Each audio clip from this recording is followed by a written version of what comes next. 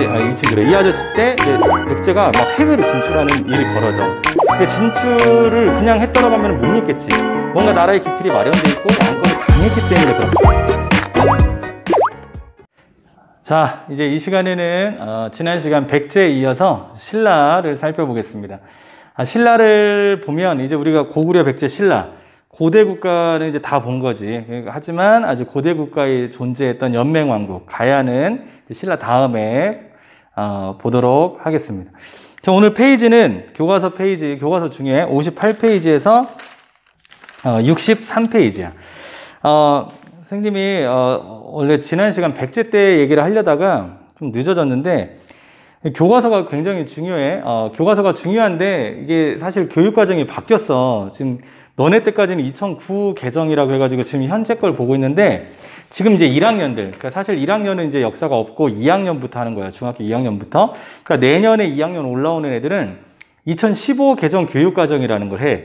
너희들은 그러니까 지금 고등학교도 15 개정 교육과정이야. 그러니까 좀 말이 안 되는 게 너희가 이제 고1이 되면 15 개정 교육과정인 교과서로 수업을 하거든. 근데 15 개정 교육과정이 약간 근현대사 중심으로 돼 있어. 그러니까 무슨 얘기냐면 교과서가 고등학교께 한국사라는 과목이 있는데 6단원이 있거든. 총 6단원인가 7단원인가 기억이 잘 안 나는데 한 6단원이 있다고 쳐. 그럼 그 중에 예전에는 안 그랬어. 예전에는 우리가 고대국가 배운 거 있잖아. 고대국가, 고려, 조선시대까지 근현대사도 있긴 있는데 중학교는 약간 근현대사 이전의 시기를 전근대라 그래. 그러니까 구석기에서 조선시대까지를 전근대라 그러는데 배우고 고등학교 가서도 또 배웠어. 예를 들면 고등학교 한국사에서 6단원 중에 한 3단원 정도는 고대국가, 고려, 조선 이렇게 있었단 말이야. 근데 지금은 한 단원밖에 없어. 한 단원. 나머지 5단원 다 근현대사야. 6단원 중에서 한국사가 한 단원에 배운 고대국가, 고려, 조선이 다 들어가 있단 말이야. 그러니까 내용이 되게 얕을 수밖에 없지. 그러니까 그게 좀 문제야. 수능을 보면 이렇게 얕게 안 나온단 말이야. 비율이 근현대사가 많이 나오진 않아. 이렇게 돼 있고 근현대사는 이제 5단원인데 수능은 분명히 여기 3, 여기 3 이렇게 나올 거야. 문제는. 그러니까 지금 중학교 때 거 내용이 되게 중요해. 그러니까 그냥 대충 그냥 이거 보고 고등학교 때 가서 또 배워야지 이렇게 생각하면 안 돼. 고등학교에서는 근현대사 위주이기 때문에 지금 이렇게 배워야 돼. 그리고 교과서의 내용이 선생님 판서한 걸 보면 교과서 거보다 내용이 조금 많아. 왜냐면 요거 생각해서도 그래. 요거 이제 고등학교 가서도 고등학교에서는 근현대사 중심이기 때문에 너희들 중학교 때 조금 더 내용을 좀 많이 가르쳐야 되겠다라고 해서 내용이 교과서 거보다 좀 많아. 하지만 시험은 이거는 그냥 참고용이고 교과서에서 낼 거야. 교과서 위주이기 때문에 수업을 듣고 판서 열심히 하는 거 너무 좋은데 교과서도 꼭 읽어야 돼. 교과서 많이 봐야 돼. 교과서에 있는 사진 자료, 그림 자료, 뭐 앞에 여기 서술되어 있는 것들 여기서 나오니까 교과서를 꼭 잡아야 돼. 교육 과정이 좀 그렇게 돼 있어. 자, 이제 넘어가고 이제 본격적으로 신라에 대해서 배울게요. 신라는 기원전 57년에 이제 건국이 됐다라고 해. 57년이라고 하면 역시 기원전 1세기지. 고구려는 기원전 37년인가 그래. 그리고 백제는 18년이고. 그러니까 가장 먼저 오래된 국가는 신라라고 할 수 있어. 가장 먼저 건국된 나라는. 자, 신라는 이제 이때 건국이 됐고요. 그렇게 중요한 사실 아니고, 이거 다 알죠? 박혁거세, 아래서 나왔다는 박혁거세가 이제 건국의 시조가 되죠.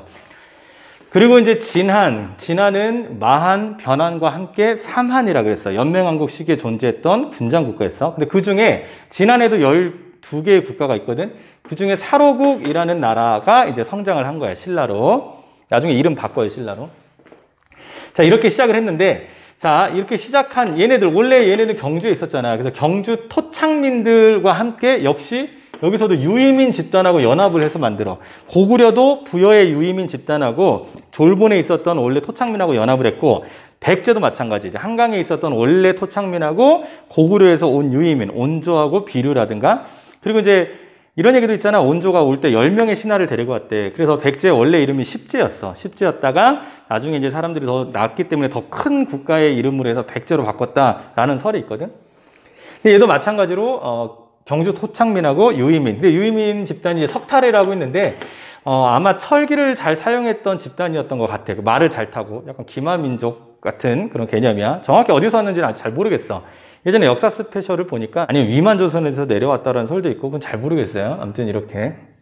자, 신라는 바로 왕으로 들어가기 전에 초기의 특징을 좀 살펴봐야 돼. 신라는 처음부터 이제 했을 때부터 왕권이 좀 약했어. 뭐 어느 나라든 다 마찬가지지만 이 나라는 조금 더 오랫동안 왕권이 약했어. 4세기까지만 하더라도 왕권이 약했단 말이야.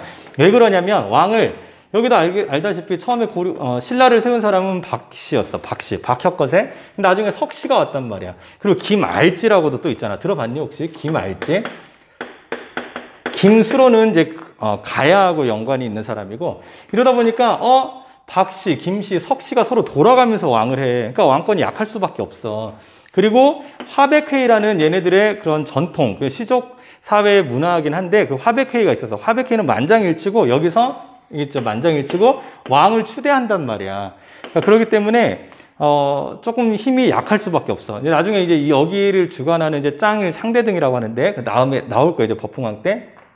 하고 왕권이 약했다. 두 번째로는 선진문물. 당시의 선진국은 중국이라 그랬어. 중국. 4대 문명을 생각하라 그랬어. 중국인데 여기에서의 선진문물 수용하기가 되게 어렵어. 왜 그러냐면 되게 어려운 이유가 지리적인 이유 때문인데, 여기다가 그릴게요. 맨날 이제 익숙하지 이 정도면 지도가.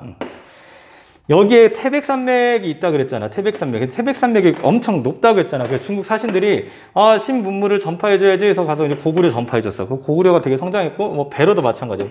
여기 또 이렇게 여기서 이렇게 나온 집단이니까 뭐 이런 식으로 해서 선진문물 얘네들은 빨리 받아들였는데, 얘네들이 선진문물을 옥조 동해도 마찬가지야. 태백산맥 때문에 못 받아들였다 그랬잖아. 물론 고구려가 옆에서 방해한 것도 많았겠지만, 여기서 이렇게 넘어가자고 했더니 여기 태백하면 되게 유명한 짐승 있잖아. 태백산 호랑이.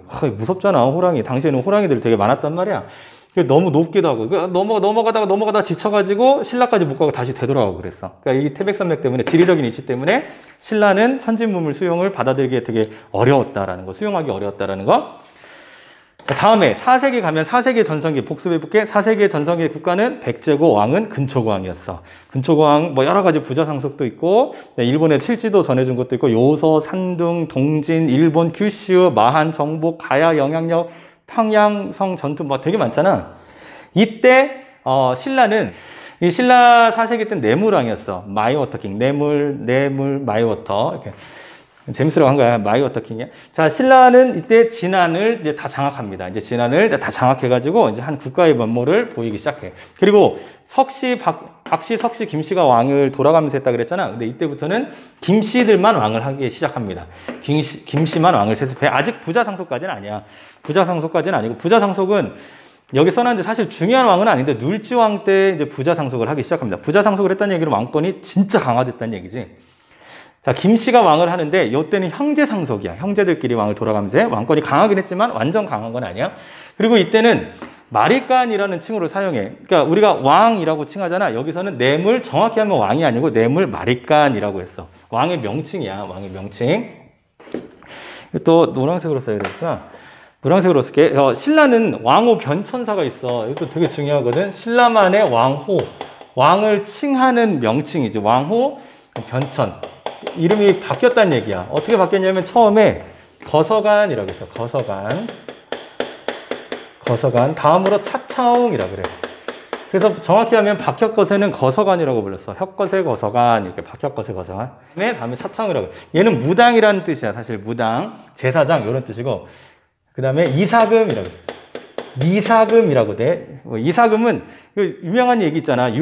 혁거세 남의 유리, 타례. 그러니까 유리랑 타례랑 서로 왕을 누가 먼저 할래? 서로 양보하는 거야. 그래서 우리 떡을 씹어봐가지고 이빨 자국이 많이 난 사람이 먼저 하자. 사실 이빨 개수는 똑같지 않겠니? 누군가 썩어가지고 빠졌겠지. 근데 딱 물어보니까 유리가 좀 더 많았던 거야. 그래서 유리 먼저 하세요. 그래서 이사금이야, 이사금. 이거를 빨리 이사금, 임금, 이렇게. 이사금, 임금. 임금이 여기서 이제 유래된 말이래. 이상하지? 자, 이사금 있고, 그 다음에 왕이 명칭이 마리간으로 바뀌어. 마리간은 누구 때야? 어딨지? 여기 내무랑 때, 마이워터킹 때. 마리간은 대군장이라는 뜻이야. 조금 더 왕권이 강화된 거야. 이사금 때는 얘네들, 박석김이 서로 돌아가면서 왕을 했던 시대야. 그러니까 왕권이 좀 강할 수는 없겠지. 근데 이때는 좀 왕권이 강화됐고, 더 강화되는 시대가 이름이 이제 왕이라는 이름을 쓸 때, 이건 중국 거거든. 왕이라는 거는 우리나라 명칭이 아니야. 중국 거야. 중국 걸 가져온 거지. 그래서 왕이라는 호칭을 쓸 때는 뭔가 중국의 문물을 더 많이 받아들이고 이제 좀 더 왕권이 강화됐을 때 쓸 수 있겠지. 자, 넘어갈게요. 이렇게 되는 거 이거.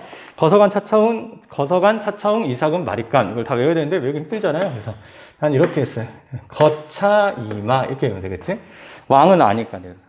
거차이마 이렇게 외우면 되겠지. 거차이마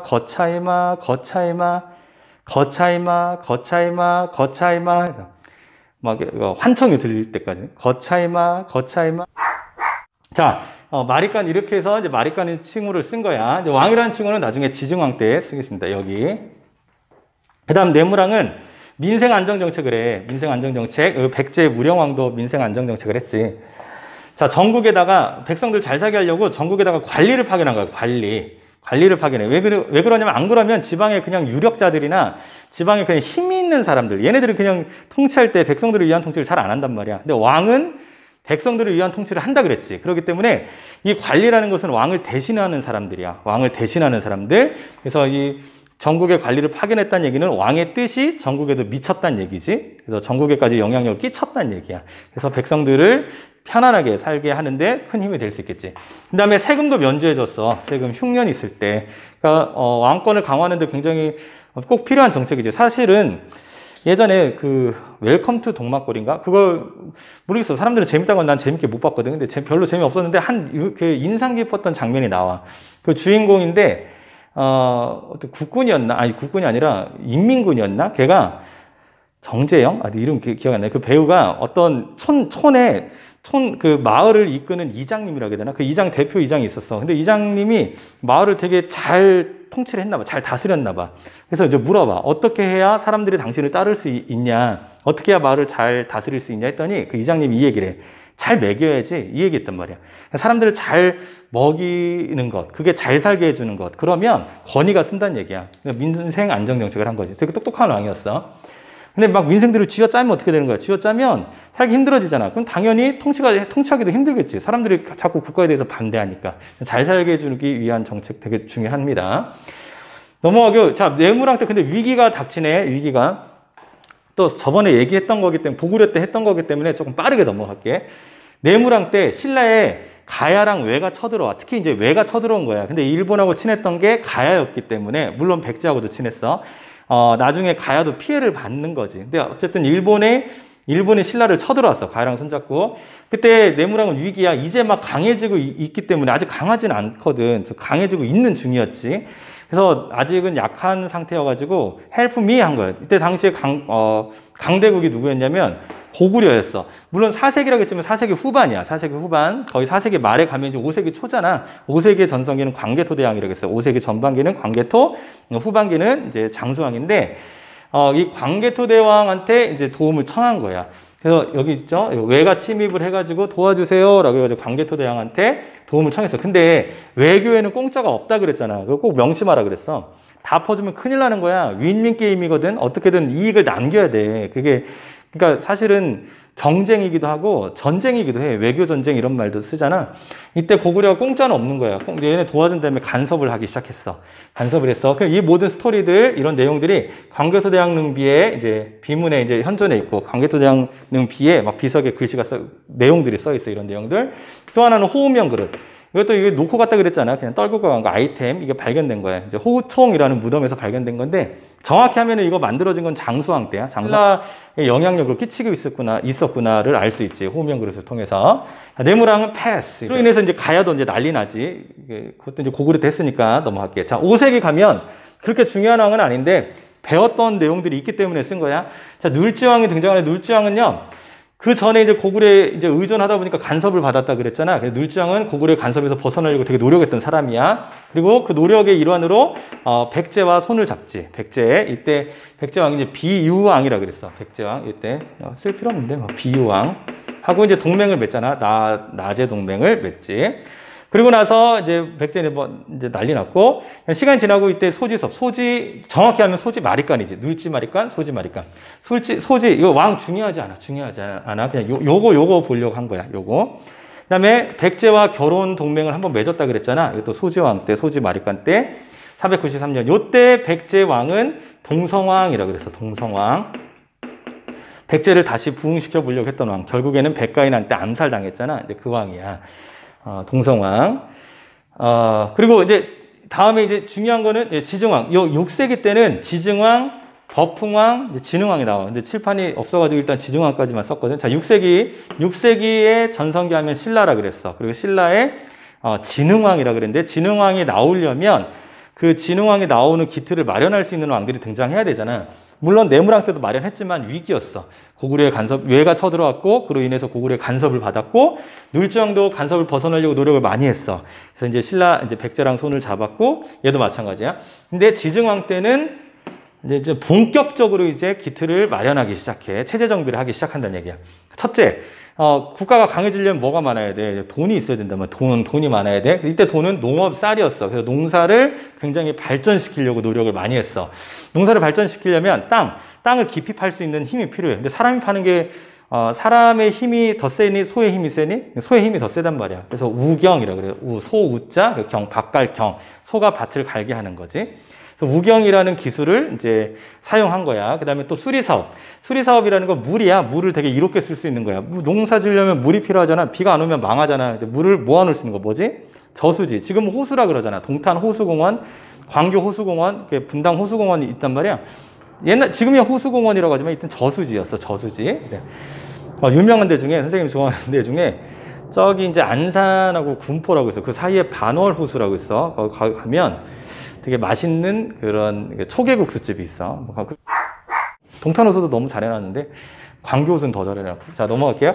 그다음 나라 이름이 원래 사로국이었잖아. 사로국에서 이때는 신라라고 이름을 바꿉니다. 일단 경제권을 일단 경제적으로 튼튼하게 했고 나라 이름도 바꾼 거야. 신라. 그냥 되게 작은 느낌이잖아. 그래서 나라를 더 창대하게 하리라 해서 이런 뜻으로 이제 이름에 덕업을 널리 사방에 이제 널리 펼치리라 이런 뜻으로 신라라는 이름을 했고 마리간이라는 칭호도 이때 왕으로 바꿉니다. 좀 간지나게 왕으로 바꾸는 거야. 거서관, 차청, 이사관, 마리간 이거 순수 우리나라 말이야. 근데 이거 그냥 필기는 안 하고 언급만 할게. 요 우리나라의 왕의 명칭 왕호잖아. 이거를 되게 좋아했던 사람이 있고 되게 싫어했던 사람이 있어. 그러니까 나중에 좀 문화 때 배우겠지만 김대문이라는 사람은 우리나라 이 명칭을 되게 좋아했단 말이야. 되게 자부심을 느껴 했는데 최치원이라는 사람은 그 사람은 이제 중국 유학생이야. 그 중국을 되게 좋아해. 중국에서 공부했던 사람이고 거기서 관리됐던 사람이야. 그러다 보니까 야, 이 중국 거 왕을 쓰지 않고 미개하게 왜 이게 옛날 우리나라 전통 걸 썼냐? 우리나라 걸 되게 부끄러워했던 사람이야. 그랬던 일이 있어. 최치원 물론 훌륭한 사람인데. 자, 이제 왕을 썼다는 얘기는 중국 스타일 걸 썼다는 중국 스타일 왕 킹. 자, 지증왕 하면 유명한 거 있지. 노래로도 있잖아. 아름다운 강산에 금수강산에 나 이거 노래 잘 모르는데 아무튼 그 노래 하면은 그 이사부 나오잖아. 이사부가 정벌한 우산국을 이때 합병했다. 정복했다라는 거. 우산국은 지금의 울릉도. 자, 울릉도 하면은 같이 따라와야 되는 섬 있지. 이제 독도지. 사실은 독도가 우리 땅이라는 이유는 너무 자명해. 왜냐면 뭐 여러 가지 이유를 다 차치하고라도 역사적인 걸 차치하고라도 울릉도가 우리나라잖아. 우리나라 땅에서 보여 눈으로 가시적으로 날이 좋으면 보인대. 보이면 그냥 우리나라 땅인 거야. 근데 일본에서는 안 보인단 말이야. 일본에서는 독도가 보여? 안 보이지. 그냥 우리 거야. 그냥 독도는 우리 거다. 그러니까 날씨가 좋은 날에만 보여. 근데 날씨가 좋은 날이 1년에 30일밖에 안 돼. 그래서 11개월은 못 보는 거죠. 그래서 그게 보인대요. 그 다음에 이때는 순장을 없앴어. 순장이라는 거 알죠? 부여에서 있었던 거잖아. 왕이 죽으면 같이 이제 신하들이나 뭐 노비들 같이 다 생매장 시켜버리는 거. 이걸 이제 없애버린 거야. 왜 없앴어? 농업을 발달시키려면 당시에는 지금은 기계가 하지만 지금은 아니잖아. 사람이 필요하잖아. 그래서 인력이 곧 힘이거든. 국가의 힘이기 때문에 사람을 이제 죽이지 마라라고 해서 순장을 금지시킨다라는 거. 그리고 이제 농사도 잘 되다 보니까 이제 쌀이 이제 넘쳐나는 거야. 이제 그거 가지고 다른 지역에서 뭐 전복이나 아니면 뭐 콩나물이나 또 뭐 있냐 돼지고기나 이런 거 많으니까 이제 교환하는 시스템이 생기겠지. 상업이라는 게 시스템이 생겨. 그럼 이제 그걸 물물 교환할 수 있는 시장이 만들어요. 시장. 이때는 시전이라고 해서 시전. 신라의 동쪽에 있는 시장이다 해서 동시전이 설치됩니다. 그리고 한 일이 되게 많죠. 일단 중요한 잡고 가야 될 거 농업을 발전시켰고, 그리고 인해서 우경, 저수지를 만들었다는 거. 그다음 나라 이름 신라, 엄청 중요해. 신라로 처음 바꾸고 드디어 왕이라는 칭으로 호칭을 쓴 거야. 마리까는 내물왕 때 쓴 거야. 마이 워터 킹 때였고, 우상국을 합병했다라는 거. 이사부가 울릉도를 이제 정복할 때 이거 유명한 일화 있잖아. 울릉도에 가가지고 야 니네 항복해라. 니네 이제 앞으로 신라 땅이 될 거야 했더니 우상국 애들이 울릉도 애들이 어이없잖아. 너 지금 장난해? 이러고. 근데 이때 뭐라고 이사부가 나무로 사자들을 이렇게 만들었단 말이야. 동물들을 만들고 막 이렇게 조금 이렇게 안개가 많이 낀다 그랬잖아. 그쵸? 저기 이제 배를 가리키면서 야, 니네 우리한테 복종 안 하면 저기는 짐승 여기다 풀어버린다 했더니 어머 무서워라 해서 항복했단 말이야. 그게 우상국 합병. 순장 금지, 동시전 설치. 이거 되게 중요하지. 그다음 마지막으로 주군 현을 정비했어. 주는 지금의 이거 계속 반복되는 건데. 지금의 똑같아요. 경기도 개념이고 이거 이겠지. 그다음에 오산시 개념, 무슨 동 개념이야. 이런 개념이란 말이야. 여기도 주가 그냥 경기도라고 보면 될 것 같아. 주. 구는 시 개념이고 현은 여기 동 개념이야. 개념. 그 주에 파견한 그 명칭을 우리는 지금 도지사라 그래. 도지사. 그다음 오산시장이라고 그러죠. 오산시장 누구더라? 안민석인가? 근데 그처럼 여기 주의 그런 도지사의 명칭을 이때는 군주라 그랬어. 군주를 파견했어. 최초로 파견한 거지. 이때 대표적으로 실직주, 주가 이제 여러 가지 있는데 뭐 구주가 있거든. 나중에 이제 배울 거야. 그 주 중에 실직주라고 있어. 되게 요충지라고 보면 돼. 여기도 이제 철이 많이 생산되는 곳인데 강원도야. 여기 가지고 실직주에서 고구려랑 엄청 많이 싸웠어. 이 지역을 서로 누가 차지하려고. 그러니까 되게 중요한 곳이겠지. 그래서 중요한 곳에 군주로 파견한 사람은 이사부였어. 파견한 사람이 이사부, 실직주의 군주였다. 이거.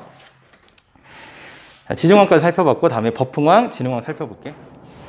자, 우리 이제 지증왕까지 살펴봤고, 자, 6세기 때 이제 법흥왕, 진흥왕을 살펴보겠습니다. 자, 이제 법흥왕 같은 경우는, 이름 법이 들어가잖아. 그래서 이 법이라는 게 사실은 불교의 불법, 할 때 법이야. 불법, 뭐, crime 이런 거 말고, 불교의 법에서 법. 그러니까 이 이름을 알 수 있는 거는 불교를 공인했구나를 알 수 있어. 자, 불교를 공인했는데 그때 유명한 사건이 있잖아. 이차도원이라는 사람이 이차도원이 순교를 하잖아. 이차도원의 순교라 그래. 그러니까 이차도원이가 내 목을 베면 놀라운 기적 같은 일이 벌어질 거야 해서 딱 베었더니 우유가 막 솟아나왔잖아. 머리가 이제 구를 때마다 그곳에서 뭐 꽃이 폈나? 아무튼 뭐 그런 게 기적이 일어난 거지. 그걸 보고 우와 신기한데 우리 불교 공인하자 이렇게 된 거 아니야? 그래서 이제 불교 공인. 정확히 얘기하면 이제 그런 스토리는 아니고 이제 이차돈하고 법흥왕은 사촌 관계인가? 아마 그럴 거야. 나도 까먹었는데 아무튼 뭐 가족 관계이긴 해. 친척 관계인가? 근데 이 친구도 이제 사실은 불교 이제 고대 국가가 되려면 불교를 공인해야 되잖아. 불교 수용이 꼭 필요하단 말이야. 불교를 공인하기 전에 얘네들도 역시 다 각 토착민들은 각 자기들이 믿는 지역 신들을 믿었단 말이야. 그러다 보면 관리가 되게 힘들다 그랬잖아. 그래서 불교를 공인해야만 했어. 그때 실제로는 여기 이제 이차돈이 와가지고 내가 이게 나라에서 금기시한 지역에다가 왕법을 어기고 절을 지을 테니까 사촌형인가 그랬던 것 같은데 그러면 그 법을 어긴 거니까 그로 인해서 날 죽여 이렇게 얘기를 했단 말이에요. 신하들이 과연 자기 그래도 가족 관계에 있는 애인데 걔가 법을 어겼다고 왕이 죽일 수 있을까? 이렇게 이제 의심했겠지. 왕이 신하들의 예상을 뛰어넘고 실제로 너 거기 짓지 말라는 데다 굳이 절을 지었네 해서 죽여버렸단 말이야. 근데 신하들이 놀란 거야. 와, 왕이 진짜 무섭구나. 한다면 하는구나. 이렇게 된 거야. 왕의 권한이 딱 쓴 상황에서 불교를 공인한 거야. 몇 년 후에. 왕이 법으로 정해놓고 이거 앞으로 불교 공인할 거야 했더니 신하들이 꼼짝 못하지. 왜냐면 자기 가족도 죽인 사람인데 엄청난 사람이잖아. 그러니까 그렇게 해서 실제로는 불교를 공인한 거야. 이차돈이 죽어가지고 막 신기한 일이 벌어진 게 아니고. 그러니까 순교지, 순교. 자, 그 다음에 이 법의 이름에서 알 수 있듯이 사실은 이 법은 불법이라 그랬어. 불교의 법. 하지만 그냥 이해하기 편하게 율령도 법이라 그랬잖아. 그러니까 이때 법도 이제 만드는 거야. 아까 얘기했잖아. 왕권 강화. 법으로 왕권을 강화한 케이스야. 자, 율령도 반포했어. 그러니까 한 일이 진짜 많아, 법흥왕은. 그래서 되게 중요해. 법흥왕 같은 경우는 한 일이 엄청 많아요. 되게 중요해. 그 다음에 율령도 반포했고, 또 하나, 군사권도 강화시켜야 돼. 근데 군사들이, 각 귀족들이나 신하들도 자기네들이 사병들을 데리고 있었어. 그러면 국가의 힘이 약할 수밖에 없잖아. 국가의 국방력도 하나가 돼야 국가에서 움직일 수 있어야 힘이 센데, 자꾸 전쟁이 나면 신하들한테 부탁하는 거야. 그래서 병사 좀 구워줘. 이거 힘이 약할 수밖에 없지. 그래서 이때 병부라고 해가지고 지금으로 얘기하면 국방부야. 이걸 설치한 거야. 그러니까 국가 힘이 군사적으로도 엄청 강해진 거지. 귀족들의 힘이 약화되는 거고. 또 하나, 근데 자, 이렇게 하다 보니까 자꾸 귀족들은 옆으로 이렇게 밀려나게 되잖아. 그럼 귀족들이 그냥 짜증나겠지. 반란 일으키면 또 나라 힘들어지잖아. 왜냐면 불교 공인해가지고 귀족들이 믿는 신도 못 믿게 해. 율령 반포해가지고 귀족들을 제한해. 그냥 병부 설치해가지고 귀족들의 이제 사병들을 가져가. 이런 귀족들을 폭발한단 말이야. 걔네들한테도 뭔가 워워 할 게 필요한 거지. 그래서 귀족 중에서도 짱의 귀족을 만들어줘. 그게 상대등이야, 상대등. 귀족 중에서 짱. 많은 귀족들 중에 네가 짱 해라. 지금으로 얘기하면 국무총리 같은 거지. 근데 이것도 사실은 버풍왕이 진짜 머리가 좋은 거야. 짱을 만들어줬어. 상대등 해가지고 뭐 여러 다른 대등들도 만들어주거든. 얘네들이 이제 화백회의를 하긴 하는데 버풍왕이 상대등을 만들었다는 얘기는 너는 절대 왕이 될 수 없고 니네가 아무리 올라가 봐야 딱 상대등까지야. 이 얘기야. 왕은 우리 가족들만 할 거야. 요런 게 들어가 있는 거야. 이게 숨겨져 있는 거지. 그러니까 진짜 머리 좋은 거지. 그때는 몰랐지. 이때는 귀족들이 옳다구나 좋네 해가지고 상대등 오케이 받아들였단 말이야. 대단한 거야. 그 다음에 나라가 잘 나가, 나라가 힘이 세. 그러면 광개토대왕 한번 기억해 볼까? 고구려 5세기 때 광개토대왕도 막 나라가 잘 나갈 때 이제 중국의 달력을 쓰지 않고 내가 만든 내 기준, 우리나라를 기준으로 하는 그런 시간, 날짜를 쓰겠다라고 해서 연호를 사용했잖아. 영원히 즐겁다 해서 영락이라고. 버풍왕도 연호를 사용해. 건원이라는 연호를 사용합니다. 이거 되게 중요해요. 시험 문제 많이 나와. 되게 공부할 게 많아. 그러니까 뭔가 훌륭한 왕인데 훌륭한 왕일수록 공부하기는 짜증나. 외워야 될 게 많아서. 세종 진짜 짜증나거든. 나중에 나도 이제 공부할 때 대학교에서 공부할 때 역사교육과니까 이제 공부하다 보면 세종 되게 좋아하잖아. 정조 되게 좋아하잖아. 근데 시험을 보는 입장에서 진짜 짜증난 거야. 한 일이 너무 많으니까. 이 사람이 그냥 정치만 했으면 좋겠는데 경제적인 일도 해, 문화적인 일도 해, 사회적인 일도 해. 너무 많은데. 그래서 세종 별로 좋은 분이야. 자, 연호 이제 건을 사용했고 또 하나 이제 골품제라는 걸 정비해. 골품제는 좀 설명이 필요한데 골과 품의 합성어야. 골과 품. 골은 뼈다귀란 얘기야. 뼈다귀. 그러니까 얘네 둘 다 귀족인데 귀족들을 체계를 만든다 그랬잖아. 귀족들은 이제 체계를 만드는 건데 골은 이제 왕을 할 수 있는 뼈다귀다. 그래서 성골, 거룩한 뼈다귀지. 성골이고 또 하나는 이제 진골 이렇게 구분하는 거. 원래는 진골만 있었어. 근데 이 중에서도 왕을 하는 가족들이 생기잖아. 구분하고 싶어서 더 우리는 깨끗하고 더 거룩한 뼈다귀다 해가지고 성골이라고 만든 거야. 얘네만 왕을 해. 근데 문제는 지네만 왕을 하려고 결혼을 자기네들끼리 해, 가족들끼리. 그럼 애가 정상적으로 태어나지 않겠지. 아니면 안 태어나거나 아들이 안 나온단 말이야. 그래서 여기는 그냥 자연스럽게 없어져. 그 진골만 남게 되는 거야. 최초의 진골 출신인 김춘추가 나중에 등장할 거야. 선덕여왕 시절 때 활약했던 사람이야. 품은 두품이라 그러는데 육두품에서 일두품까지 있어. 일두품. 자, 어떤 게 높은 걸 것 같아? 육두품이 높을 것 같아? 육두품이 높을 것 같아? 육두품이 더 높아. 육두품은 진골이 될 수 없어. 육두품은 절대 진골이 될 수 없어. 육두품은 여기서 멈춘단 말이야. 신분이야, 신분. 그러니까 신분이야. 이 골품제를 어딨지? 골품제를 정비했다는 얘기는 신분제를 정비했다는 얘기야. 딱 신분을 만들어 놓은 거지. 교과서 61페이지에 보면 오른쪽에 표가 나와 있어.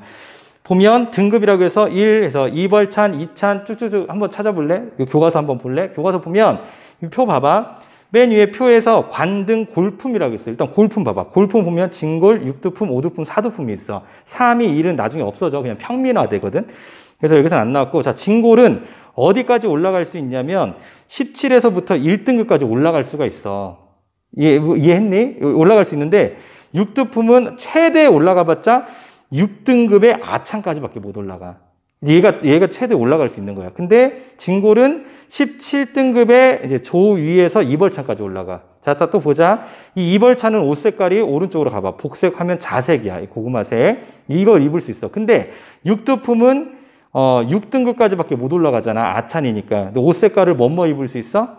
황색, 청색, 비색까지밖에 못 입어. 자색은 못 입는 거야. 자, 옆에 넘어갈게. 자, 오두품은 10등급까지밖에 못 올라가. 대나마까지밖에 못 올라가. 옷은 황색, 청색까지밖에 못 입어. 이렇게 신분제를 만들어버린 거야. 이 신분제라는 것은, 자, 이거는 어디 있을까? 이거는, 자, 혈연을 중시하는 걸까? 실력을 중시하는 걸까? 혈연이야, 혈연. 역사는 끊임없이 발전한다 그랬잖아. 근데 이걸 위해서도 발전해. 역사는 혈연, 신분제를 극복하고 점점 실력 있는 사람을 인정해주는 사회로 발전하는 거야. 물론 지금도 실력 있다고 해서 다 실력, 아무튼 그것도 좀 고민해봐야 될 문제지만, 자, 이렇게 골품제라는 게 이래.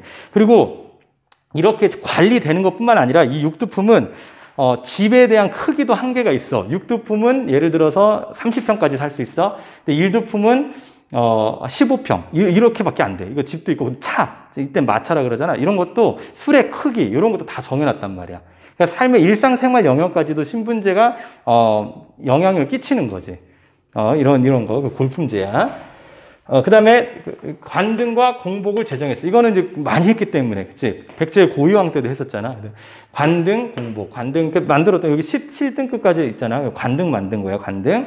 만들고 얘네들 옷 색깔, 우리 살펴봤어. 자색, 그다음 비색, 청색, 황색. 교과서 61페이지에 잘 나와 있어. 그 다음에 법흥왕 때 진짜 중요한 건데, 금관가야를 이제 흡수해버립니다. 금관가야를 없애버려. 자, 금관가야는 누가 쳐들어서 망하지는 않고 막 완전 비실거리게 됐다라 그랬지? 고구려지, 고구려. 고구려가 쳐들어온 이유는 일본과 가야가 신라를 공격해버렸잖아. 그때 왕이 신라 내무왕이었어. 마이와타킹. 도와주세요, 헬프미 했더니 고구려 광개토대왕이 와서 일본을 물리치는 과정에서 일본이 가야로 도망갔거든. 그래서 가야까지 뒤지게 얻어 터진 거지. 그때 이제 금강가야가 얻어 터졌지만 망한 건 아니야. 금강가야는 존재했어. 그리고 금강가야는 영향력이 약해지고 대가야로 이제 영향력이 주도권이 옮겨갔다 그랬잖아. 금강가야를 없애준 왕이 법흥왕이야. 사실은 교과서 지식은 아니야. 대학교 지식이지만 법흥왕이 어딨지? 대가야랑 또 결혼 동맹을 맺어 또. 되게 복잡해. 뭐 몰라도 될 것 같아. 넘어가고 자 법흥왕 다음에 진짜 찐 왕이 등장하지. 전성기 진짜 오리지널 전성기야. 신라의 전성기왕 진흥왕이 등장해. 진흥왕. 내용 진짜 많지. 자, 진흥왕은 이제 먼저 첫 번째로는 화랑도를 개편합니다. 화랑도는 특수부대 같은 거야. 미소녀냐. 특수부대인데 싸움도 잘하는데 애들이 잘생겼어. 노래도 잘하고 춤도 잘 춰. 실제로 그랬대. 마치 나같이. 그래서 화랑도야. 프로듀서 101인가? 뭐 있지? 아무튼 걔네들처럼 잘생기고 노래도 잘하고 이런 애들이야. 싸움도 잘하고 이런 애들. 보이스카웃 이런 개념인데 얘네들을 이제 국가 조직으로 이제 개편한 거야. 진짜 예쁘대. 그래서 예뻐가지고 남자끼리 사랑하는 일이 비일비재하고 그랬대. 너무 예뻐가지고 그런다.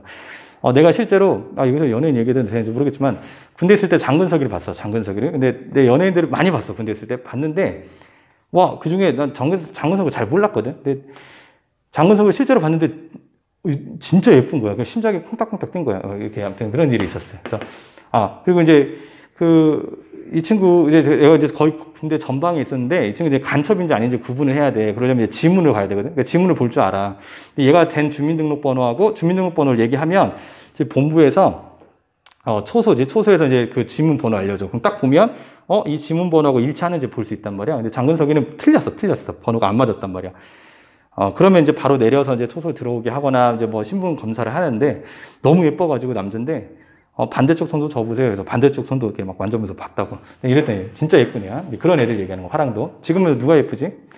누가 예쁠까? 지금은 이창호. 자, 화랑도 개편이고, 자 대가야도 정복해. 이때는 금강가야 정복한 거는 법흥왕이고 대가야까지 없앤 거. 이제 가야는 아예 없어진 거야. 진흥왕 때 아예 없어져. 그래서 대가야를 정복한 건 진흥왕이야. 정복했고, 자 한강도 차지해. 한강 스토리는 우리가 백제 성왕 때 이미 배웠기 때문에 그냥 여기서 넘어갈게. 자, 대가야는 유명했던 게 금강가야도 마찬가지지만 철이야, 철. 금강가야. 그러니까 이제 철을 얘네가 다 이제 뭐라 그래야 되지? 철을 확보한 거지. 그러니까 당시에는 지금은 석유잖아, 석유. 근데 이때는 철이었단 말이야. 그래서 철을 확보했다는 얘기는 국가가 강해질 수밖에 없다는 얘기지. 또 하나, 한강을 차지했어, 드디어. 백제 성왕 뒤통수 때린 다음에 한강을 차지했어. 한강은 여러 가지 이점이 많아. 대한민국에서 가장 가운데 있는 중심이 되는 땅이고, 핵이 되지. 그 다음에 중국하고 교류하기도 굉장히 좋았던 땅이야. 기름진 땅이고. 이 두 개가 나중에는 이 신라가 삼국 통일을 하는데 큰 역할을 해. 여기도 보면 이 한강을 차지했다는 의의가 두 가지가 있어. 첫 번째는 삼국 통일의 기반을 마련하는 데 큰 역할을 했고, 두 번째는 중국하고 직접 교류하는 데 큰 역할을 해. 국제적인 위상도 높아진 거지. 드디어 중국하고 교류하니까. 그 전에 내무랑 때만 하더라도 중국하고 직접 만날 수가 없어. 태백산맥도 있고 강한 나라들이 많아가지고. 근데 내무랑 때 누구랑 친했다 그랬어? 사실 친한 거기보다는 간섭을 많이 받았잖아. 고구려란 말이야. 고구려 광개토대왕이나 뭐 이제 고구려의 사신들을 따라가가지고 이 신라의 사신들은 그러니까 위두란 사신이 있거든. 고구려의 사신들을 따라가서 말이야. 중국하고 교류할 수 있어서 고구려를 통해서만. 근데 이제는 한강을 차지한 이후부터는 직접 중국과 교류하게 돼. 나중에 김춘추가 나당 동맹이라는 거 맺어. 신라와 당나라가 동맹을 맺어가지고 백제 부셔버리고 고구려 668년에 부셔버린단 말이야. 결국엔 얘네가 삼국을 통일하게 돼. 그 기반을 마련한 게 진흥왕이야. 진흥왕. 엄청 중요한 왕이야. 되게 중요하겠지? 시험제 많이 나온다. 그 다음에 함경도 지역도 확대해요. 함경도는 지금 이렇게 지도, 여기 있으면 한 이쪽이야, 이쪽. 고구려 지역이야. 그 고구려까지 영토를 넓힌 거야. 그러니까 대단한 거지. 복수한 거지. 고구려를 제대로 복수한 거지. 그 다음에 또 하나, 자기가 잘 나가잖아. 그래서 절도 만들어. 황룡사라는 정말 어마어마한 절을 만들어. 동양 최대 절이라 그래. 물론 요거는 황룡사는 이제 구충목탑과 함께 고려시대 때 원나라가 쳐들어올 때 다 불태워버려. 원나라 애들이 캠프파이어 하거든요, 여기서. 그래서 불태워버려. 자, 황룡사를 건립했어. 이 황룡사는 진흥왕 때 건립했지만 선덕여왕 때는 황룡사 구층목탑이라는 거를 건립해. 목탑이야, 목탑. 나무야. 황룡사 구층 목탑은 선덕여왕이고 황룡사는 진흥왕이야. 헷갈리면 안 돼. 황룡사 구층 목탑을 지어야 됩니다. 그래서 이게 한 층 한 층마다 다 다른 나라들이래. 이 탑을 지으면 다른 나라들이 안 쳐들어올 거고 우리가 다른 나라를 이길 수 있어요. 라고 얘기했던 사람이 자장이야. 짜장면 같지. 자장. 자장이란 스님이 이걸 건의를 해. 그걸 듣고 우리 선덕여왕이 어머 그럼 그거 만들으렴 해가지고 만든 게 황룡사 구층 목탑이야.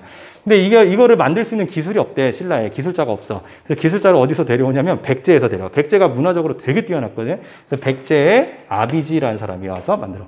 그러니까 굉장히 이 탑 가지고 황룡사 가지고 시험 문제 낼 수 있는 게 되게 많지. 황룡사를 물어볼 수 있어. 진흥왕. 황룡사를 줘놓고 진흥왕에 대해서 물어볼 수 있고 황룡사 구층목탑 조고 이게 막 할 수 있잖아. 그러니까 문제 내기에 딱 좋은. 자, 진흥왕도 되게 잘 나가기 때문에 연호를 만들어. 연호는 개국만 기억하면 될 것 같아. 대창, 홍제는 몰라도 되고 개국이라는 연호를 사용했다는 거. 건원은 버풍왕이고 그다음에 진흥왕은 비석도 세워. 비석. 땅을 이제 많이 차지하다 보니까 거기 이제 기념을 남기는 거지. 자, 이거 한강이야, 한강. 이거 북한강이고 남한강이야.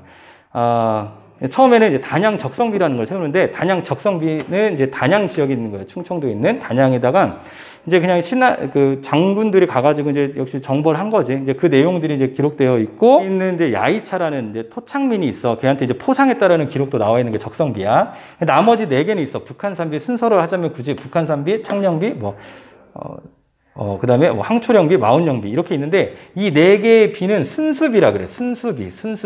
신라의 4개 순수비. 단양 적성비는 순수비가 아니야. 순수는 뭐냐면 왕이 직접 자기가 정벌했던 지역을 방문한 거야. 직접 가본 데를 순수라 그래. 순수했다라 그러거든. 그래서 순수비는 4가지야.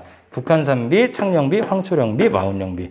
황초령비하고 마운령비를 통해서 알 수 있는 거는 여기 함경도까지 영토를 확대했다라는 걸 알 수 있고 단양 적성비는 한강의 상류를 장악했고 북한산비는 북한산을 통해서 알 수 있는 거는 한강을 장악했다. 여기 있는 한강 차지했다라는 거. 창녕비 같은 경우는 대가야. 여기 있지. 대가야를 정복했다라는 거하고 연관이 많아. 그래서 대가야 하면 무조건 철이고.